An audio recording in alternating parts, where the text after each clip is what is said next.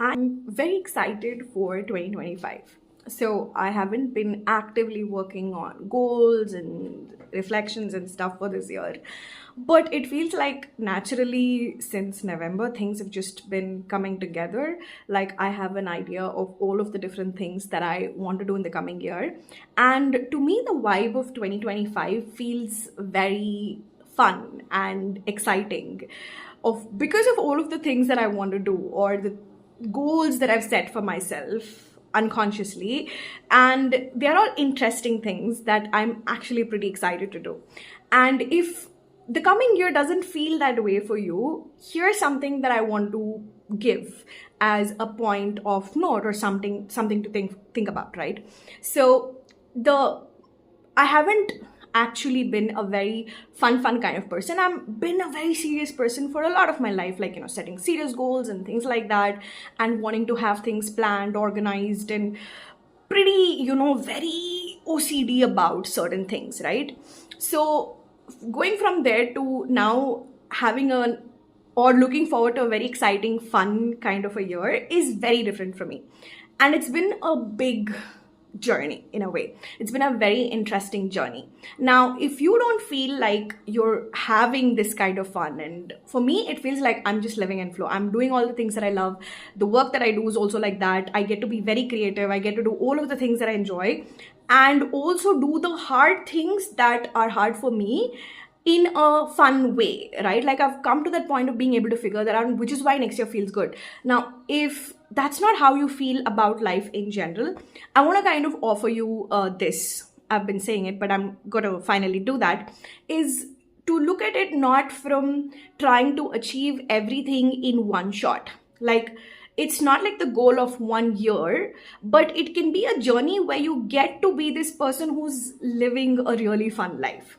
When I say fun, it's not about, you don't have responsibilities and things like that, but you can still have fun and enjoy doing all of the things that you also don't like to do in a fun way, because you understand that, there's going to be things that you like doing, things that you don't like doing, but as long as you make it a part of your life and it just feels effortless, it feels good, it feels fine in some way or the other, you're still going to be enjoying that kind of life. And this is not a small journey. It's a lifetime. Sometimes for some people it takes lifetimes to kind of realize that. So make it like a bigger goal. And I didn't start out with that, but I'm so glad that I got here. So instead of thinking like, by the end of this next year, I want to have this most aligned kind of a life, having those kind of big goals, why not look at all of the goals that you maybe set for yourself already and think about what are those key things, like keystone or like the most pivotal areas which will make a huge difference in the way you start looking at life itself. So, all the goals that you have, very outcome based, especially the outcome based goals, like I want this, I want that, I want this. Now, think about what actually is the underlying aspect under that, and which of these goals would bring the most fulfillment and contentment at a soul level. Not at a mind level, not at a mental level, not something that just looks good to have, but the journey and the whole process doesn't feel like good at all. You're just like struggling to get through it, right? So, but what would actually make a lot of difference? What are those underlying things that would make your life more fulfilling and feel like you're actually starting to enjoy life? So if you are a person who is, let's say, feeling very emotionally wrought, so maybe that, if you could lessen that emotional burden and just become more emotionally stronger and stable and resilient, now that can help all your other areas of your life.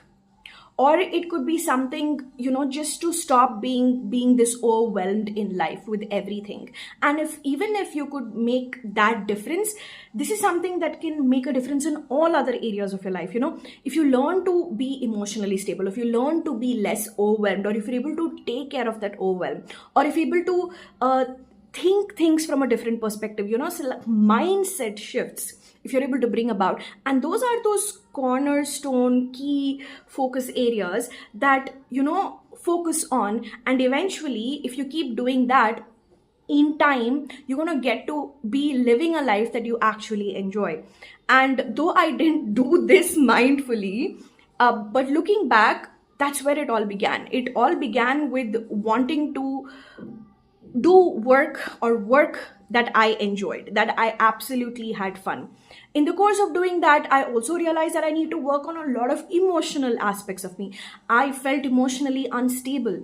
And so I worked on that. The next thing was, I want to be able to learn to take independent decisions and not be focused on others. So that became the next focus of my life.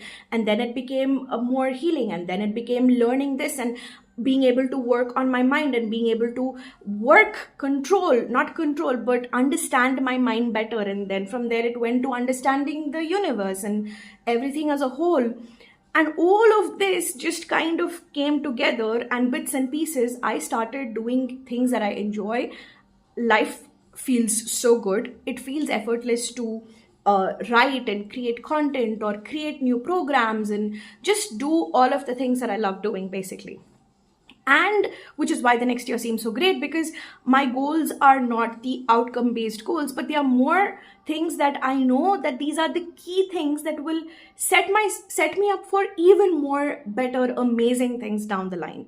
So what I'm asking you to do is, if you feel like your life isn't that fun and great and exciting and something that you enjoy, then maybe look at those areas, those small things that can actually bring, like, massive growth, those key things that can kind of shift everything for you. And whether it is like I said, emotional growth or mental clarity or physical health, or usually these are the things that kind of help you, sometimes even financial stability. What are those things that can help you to kind of, like, ensure that the other areas of your life also kind of get benefited, and overall every year you are enjoying and feeling good in your life, in your body, in your mind, in this life that you are in, so much more better every year, every month, every day. So those are the kind of things that I would ask you to also set a goal on. So maybe you have multiple goals that you want to achieve, but maybe there is something that you can choose that will also help you at a soul level bring in more contentment, fulfillment, and feel good in everything that you do eventually. All right, with that, I'm wrapping up this video, but hopefully there'll be more videos down the line. Bye.